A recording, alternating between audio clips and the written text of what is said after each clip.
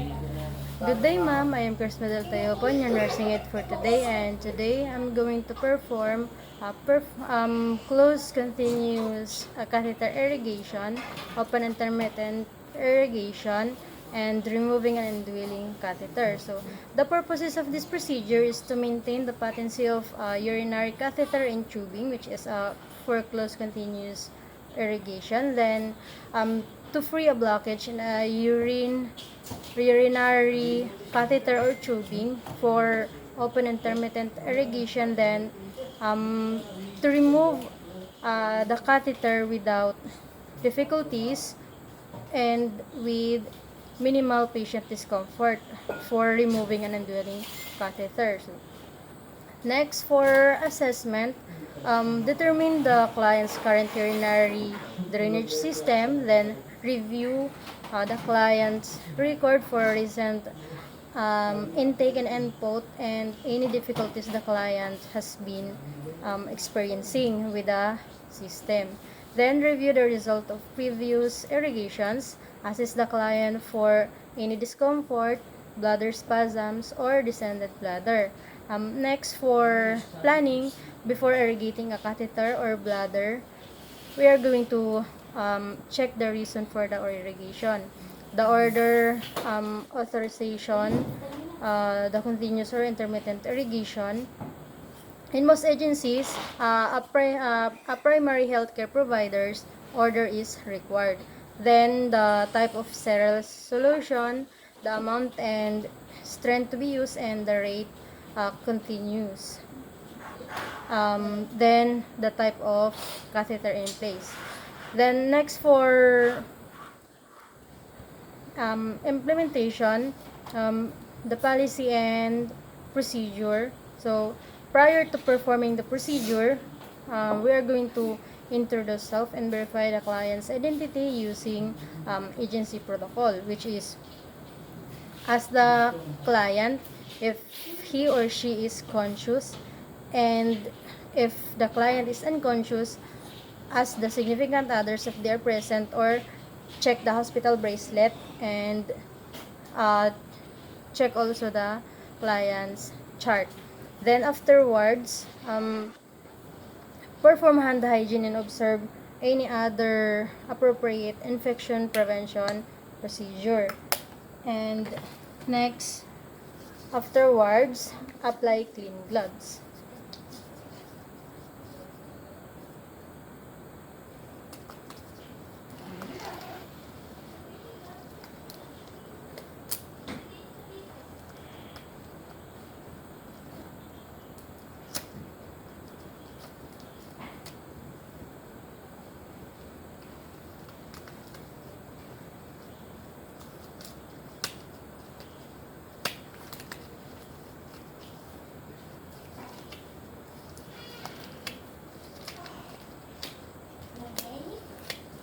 Then empty, we're going to empty, measures, and record the amount of drainage, and the amount of and appearance of urine in the drainage bag that present. Because emptying the drainage bag allows more accurate measurement of urinary output after the irrigation is in place or completed. Then we are going to assess catheter of the urine, provides baseline data for the comparison. Afterwards,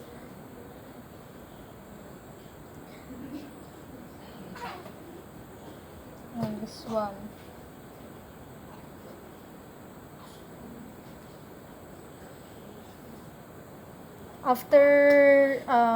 Afterwards, discard urine and the gloves.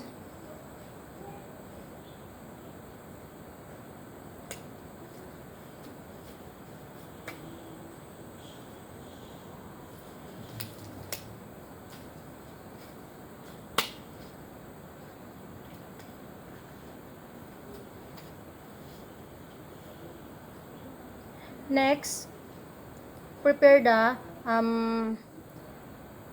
prepare the equipments and perform hand hygiene. Then connect irrigation infusion tubing on the irrigation solution and flush the tubing with solution, keeping the tip sterile.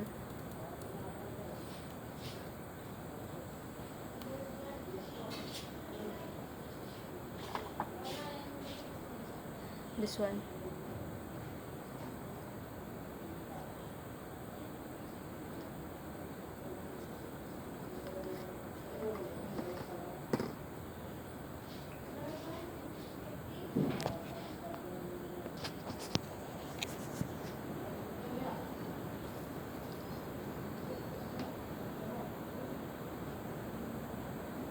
Then apply clean gloves and cleanse the port with antiseptic swabs.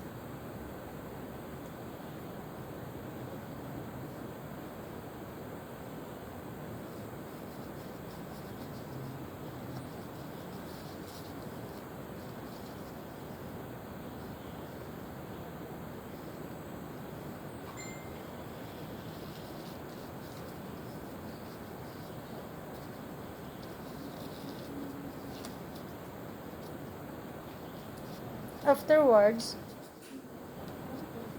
connect the irrigation tubing to the port of three-way catheter and connect the drainage bag and tubing to the urinary drainage port if not already in place, but it was already in place, and remove and discard clean gloves, then perform hand hygiene.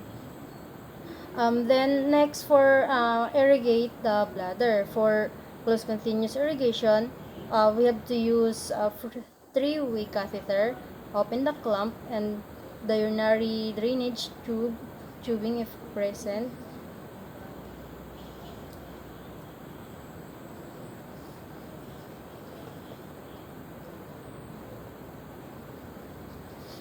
This allows irrigating solution to flow out of the bladder continuously. Then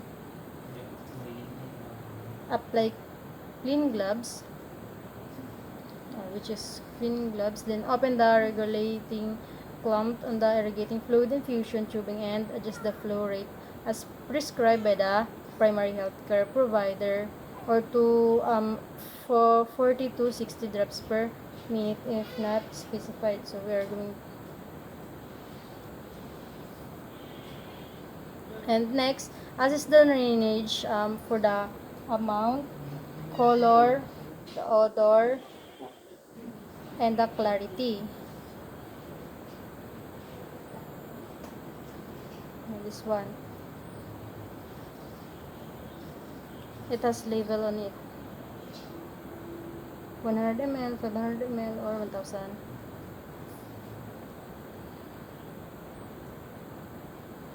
Then empty the bag frequently so that it does not exceed half full.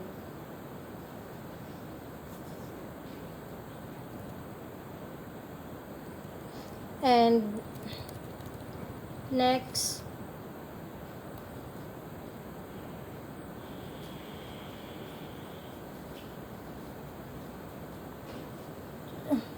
for close intermittent irrigation,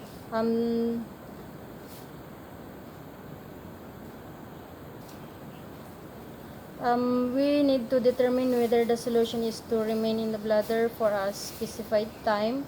If the solution is in remain in the bladder, close the clamp to the urinary drainage tubing, because closing the flow clamp allows the solution to be retained in the bladder and in contact with bladder walls. And then if the solution is being installed to irrigate the catheter, open the flow clamp on the urinary drainage tubing, because irrigate solution will flow through the urinary drainage port and tubing remove mucus shreds or clots if there is. Then if a three-way catheter is used, open the flow clamp to the irrigating fluid infusion and tubing. Allow the specified amount of the solution to infuse. Then close the clamp on the infusion tubing.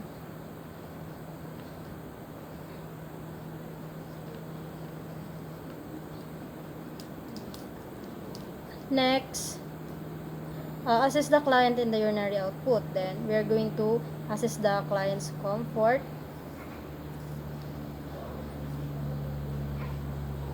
Then apply clean gloves, empty drainage bag and measure the contents. Subtract the amount of irrigant instilled from the total volume of drainage to obtain the volume of urine output. And remove and discard gloves, then perform hand hygiene. And for open intermittent irrigation, first we're going to assemble the equipments needed, then use irrigation tree or assemble individual items including clean gloves, disposable worm resistant towel, sterile irrigation solution, sterile irrigation set, sterile 30 to 50 ml irrigating syringe, antiseptic swabs, sterile protective cup or catheter drainage tubing, and then prepare the client. And next, perform hand hygiene using aseptic technique. Open supplies and pour the irrigation solution into the sterile basin or receptacle.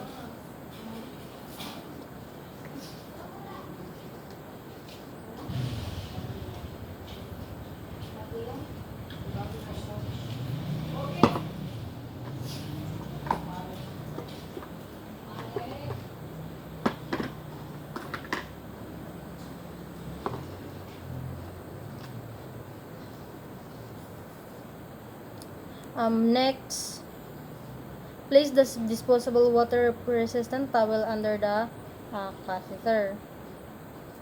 Place the disposable water-resistant towel under the catheter. Apply clean gloves. Disconnect catheter from drainage tubing and place the catheter end into the sterile basin. Place sterile protective cup over end of drainage tubing.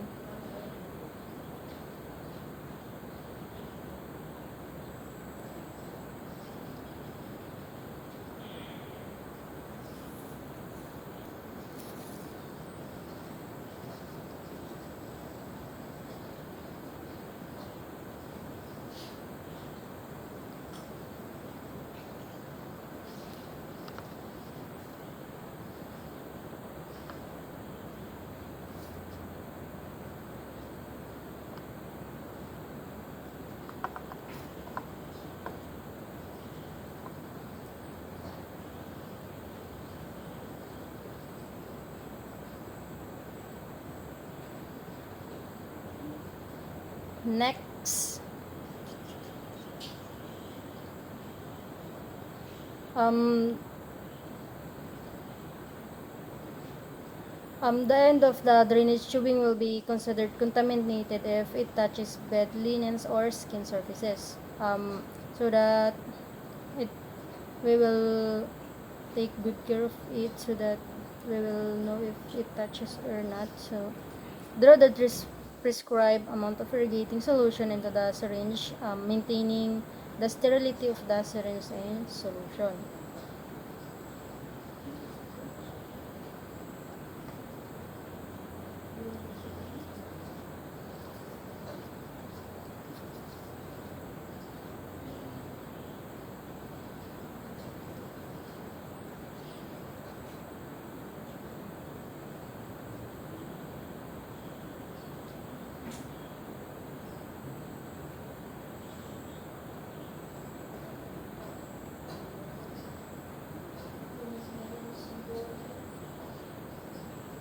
Then irrigate the bladder. So insert the tip of the syringe into the catheter opening.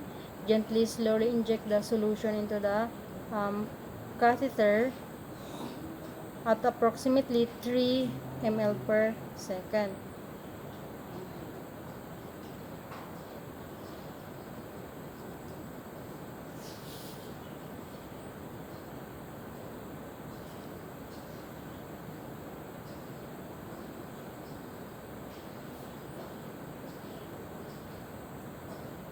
In adult, about 30 to 40 ml general in installed for catheter irrigation. 100 to 200 ml may be installed for bladder irrigation or installation. Then remove the syringe and allow the solution to drain back into the basin.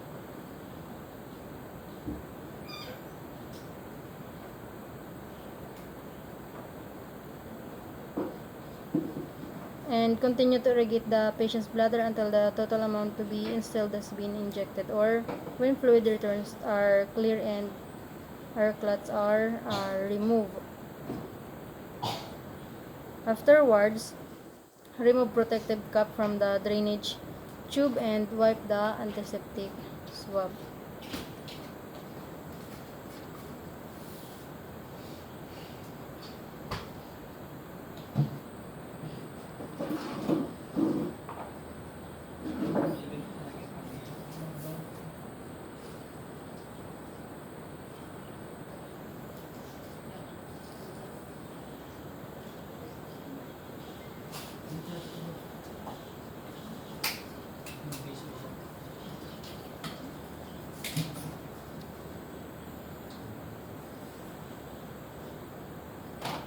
Afterwards, reconnect the catheter to drainage tubing and remove and discard gloves.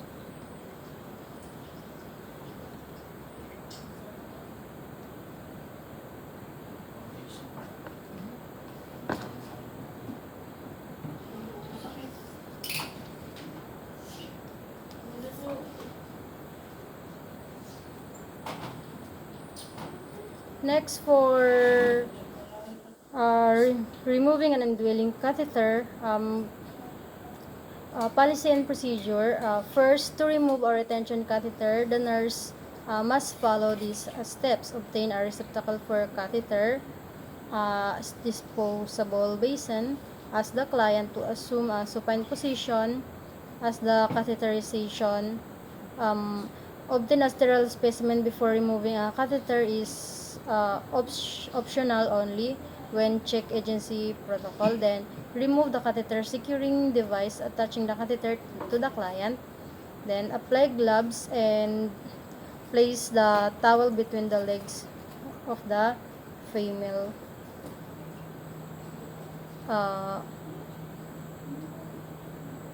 client or over the thighs of the male clients.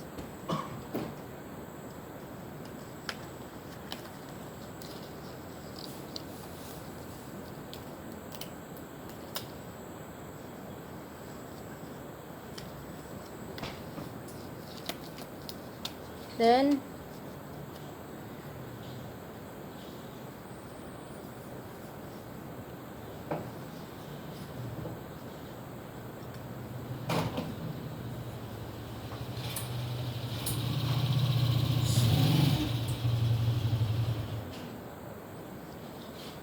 insert the syringe into injection port of the catheter and withdraw the fluid from the balloon.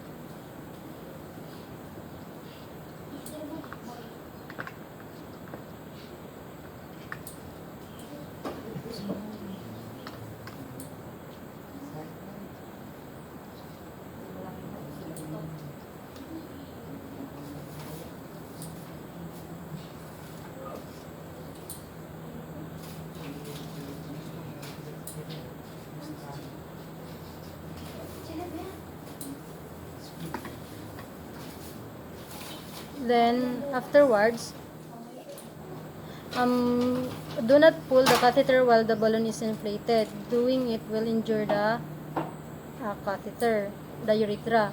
After all of the fluid is removed from the balloon, gently withdraw the catheter and place it in the waste receptacle.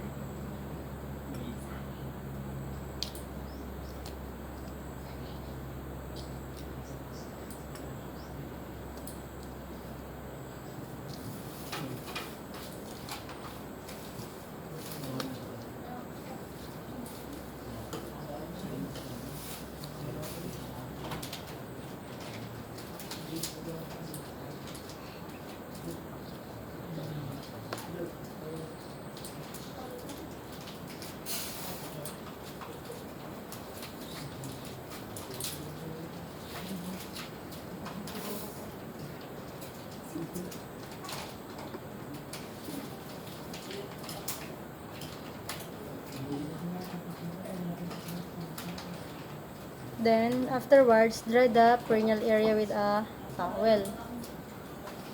Measure the urine afterwards.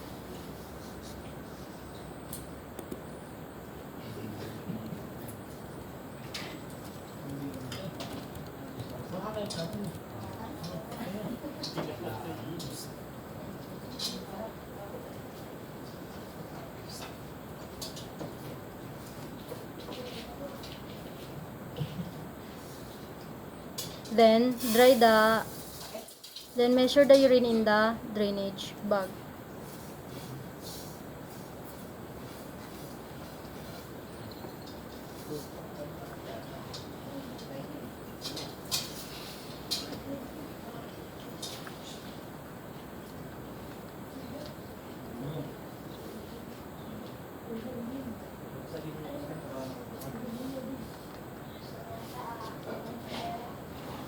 And afterwards, remove and discard gloves and perform hand hygiene.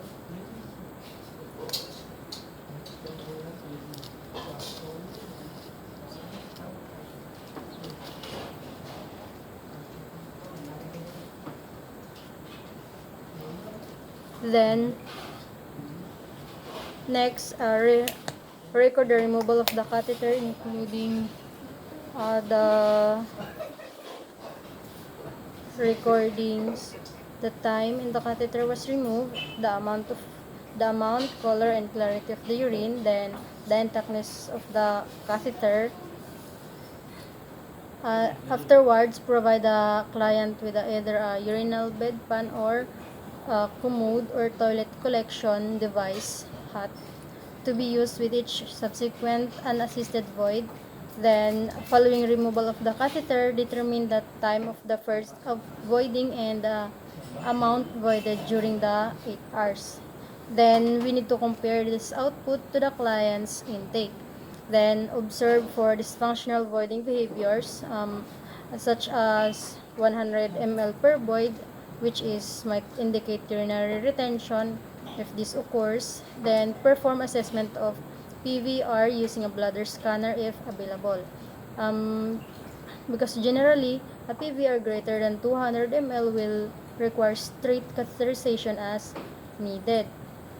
Then for recording and reporting, record in nurse's notes the time of removal of catheter, condition of urethral meatus, and character and amount of urine.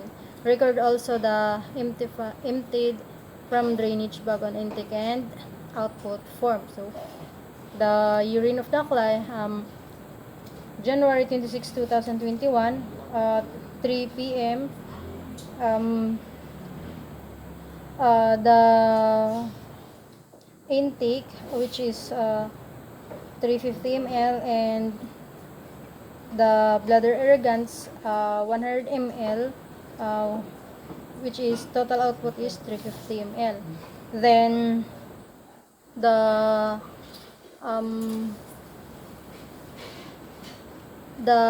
patient's has a well tolerance towards the removing of the catheter and the other procedures. Then the condition of the urethra meatus and the characteristic of urine is in such a good condition. Then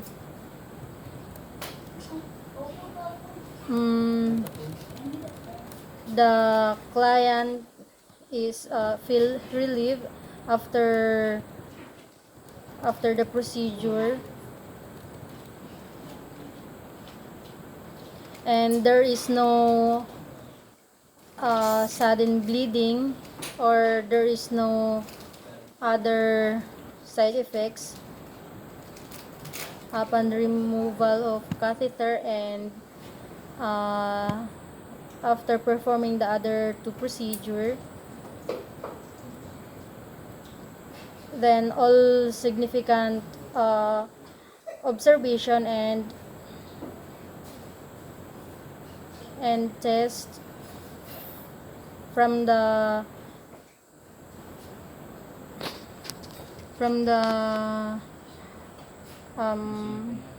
procedure is related to the physician or to the healthcare to the primary healthcare provider, and perform detailed follow-up based on findings that deviated from unexpected or normal for the client. Then relate all findings to previous assessment data if available. Then all uh, all observations during and after are already documented or record in the nurse's notes. Any abnormal findings or any uh, adverse effect or client's response already relate to the physician after the procedure. Then for the output, for the urines and the drainage has 170 amount. Then for the total output is in the drainage is 170 ml of urine. That's all. Thank you.